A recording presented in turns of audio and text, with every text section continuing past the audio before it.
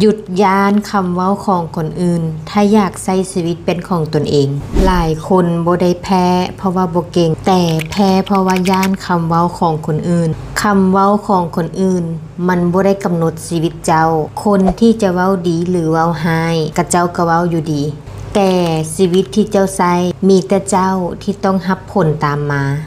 หยุดย้านบ่ได้หมายความว่าบ่รู้สึกเพราะว่าการย้านเป็นเรื่องปกติแต่อย่าให้มันมาควบคุมการเลือกใช้ชีวิตของเจ้าคนที่มาตัดสินบ่ได้รู้เส้นทางทั้งหมดของเจ้าเพราะว่าเขาเห็นแต่ผลลัพธ์แต่เขาบ่ได้เห็นความพยายามการใช้ชีวิตเพื่อคนอื่นก็คือการลืมตัวตนไปช้าๆขอเพียงให้เริ่มจากสิ่งน้อยๆที่ใจเจ้าเลือกบ่จำเป็นต้องเริ่มสิ่งใหญ่แต่ขอให้กล้าเลือกกล้าปฏิเสธสิ่งที่บ่แม่น